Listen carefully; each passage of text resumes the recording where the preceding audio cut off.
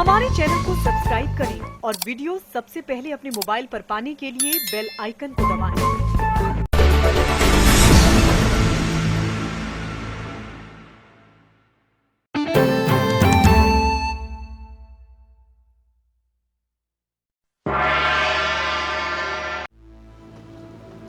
नमस्कार, मैं हूं अनिल वर्मा शेखर। देखिए, एक मुलाकात माजिद देवबंदी के साथ। माजिद देवबंदी उर्दू शायरी में एक बड़ा नाम।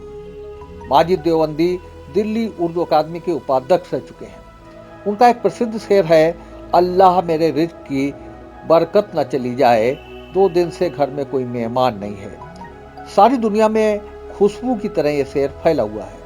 आज हम अपने दर्शकों को दिखा रहे हैं एक साक्षात्कार माजिद देवबंदी के साथ। माजिद पिछले दिनों फतेहगढ़ महोत्सव के मुशायरे में शामिल होने आए थे। होटल राजपूताना में उनसे मौजूदा तमाम मुद्दों पर विस्तार से चर्चा हुई। तो आइए सीधे मिलते हैं माजिद देवबंदी से।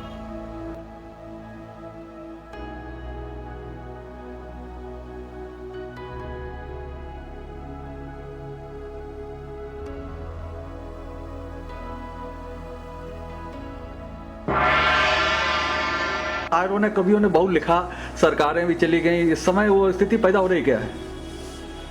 शायर और कवि और साहित्यकार और पत्रकार, चैनल वाले सब डरे हुए हैं, लेकिन मेरा ख्याल है इतना नहीं डरना चाहिए, इसलिए कि ज़िंदगी मौत तो ईश्वर देने वाला है। और वो शायर, कवि और पत्रकार क्या हुआ जो वक्त के जालिमों से डर जाए? सवाल ये नहीं कौन जालिम है, जो भी जालिम हो, जो जुल्म करता है, लेकिन उससे डर के अगर हम पत्रकारिता नहीं करेंगे, सच नहीं बोलेंगे, तो फिर आप शायर और कवि कहाँ हुए? रहा महंगाई का सवाल, तो उस पर तो हमारे पॉलिटिशियंस खुद बहुत बोलते हैं, और महंगाई किसी खास धर्म वाले के लिए तो है नहीं, वो तो सब लोगों के लिए है। तो मेरा ख्याल है कि अगर महंगाई है तो ईश्वर से दुआ करनी चाहिए, खुदा से दुआ कि महंगाई भी ख़त्म हो जाए, और हमारे पॉलिटिशियंस, सियासी हजरात को अल्लाह मियां ईश्वर अक्ल दे कि साहब अपने उन लोगों का ख्याल करें जिन्होंने उन्हें वोट दिया है, जो उनके साथ। कुछ लिखा महंगाई पे? बस अब क्या लिखा जाए महंगाई पे। महंगाई है। एक जुमला न कहा हौसला अफजाई का, खूब अंदाज है यारों की पजीराई का। प्रोत्साहन। एक जुमला न कहा हौसला अफजाई का, खूब अंदाज है यारों की पजीराई का। रोज अखबार के सफ़े ये खबर देते हैं, खून सस्ता है मगर दौर है महंगाई का। रोज अखबार के सफ़े ये खबर देते हैं, खून सस्ता है मगर दौर है महंगाई का।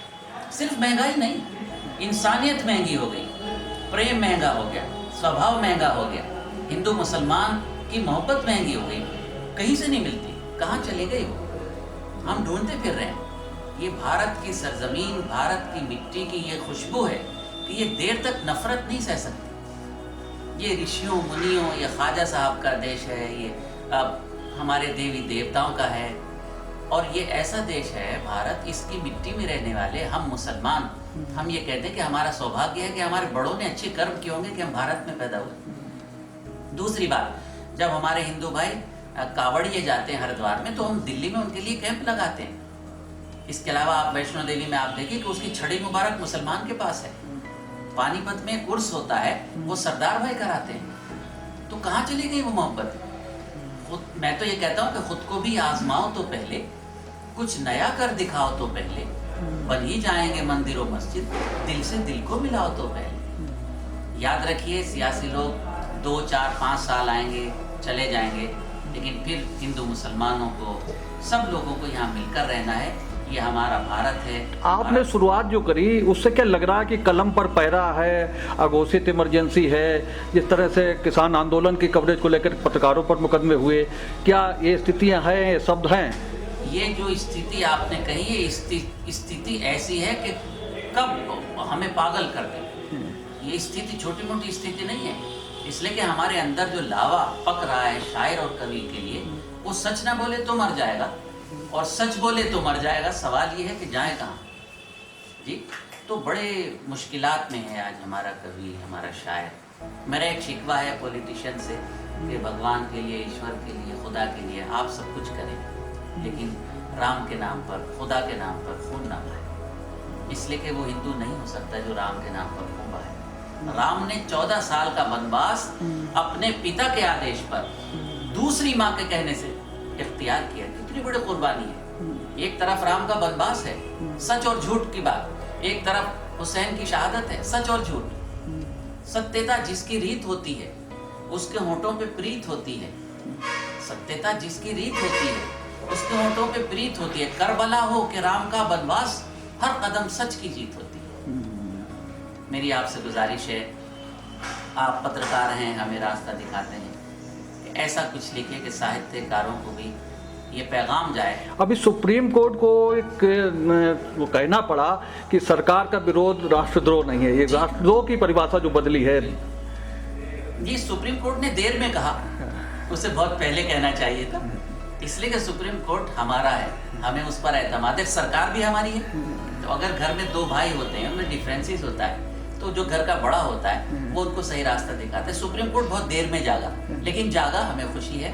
और मैं उम्मीद करता हूँ खुदा से, ईश्वर से, कि सुप्रीम कोर्ट और ज़्यादा जागेगा, जिससे नफरतें ख़त्म हो जाएं और इस देश के लिए कुछ ना कुछ बेहतर। अन्नदाताओं की जो तकलीफ है लंबे समय से वो नहीं दूर हो पा रही। 200 लोगों के करीब मर चुके हैं हमारे अन्नदाता हैं, हमारे भगवान हैं। एक शब्द भी हमारे पॉलिटिशियंस ने, सरकार में रहे लोगों ने उनके लिए नहीं कहा। ये बहुत गम की बात है। बहुत तफसील से इस पर बहुत कुछ कहा जा सकता है, लेकिन अफसोस की बात है उनके लिए एक शब्द भी नहीं कहा।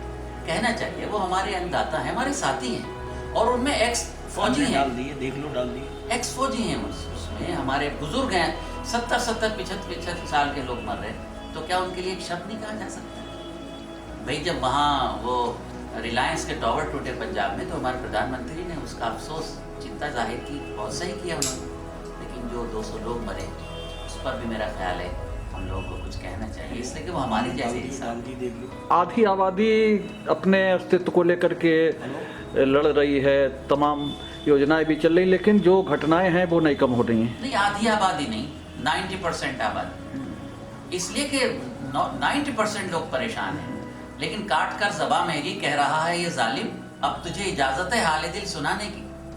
इस सिचुएशन में आदमी क्या करेगा? कुछ ना कुछ तो उसको करना पड़ेगा। लेकिन इन सब के बावजूद साहित्यकार, पत्रकार और शायर की जिम्मेदारी है कि आए, सामने आए, सच बोलें, नफरतों के चिराग बुझा दें, मोहब्बतों के चिराग जलाएं। तभी ये हिंदुस्तान, भारत दोबारा हिंदुस्तान और भारत सोने की चिड़िया करें। धन्यवाद। कमेंट करिए। अगर आप पहली बार हमारे चैनल से जुड़े हैं तो चैनल को सब्सक्राइब करना मत भूलिए। यही निवेदन आपसे है।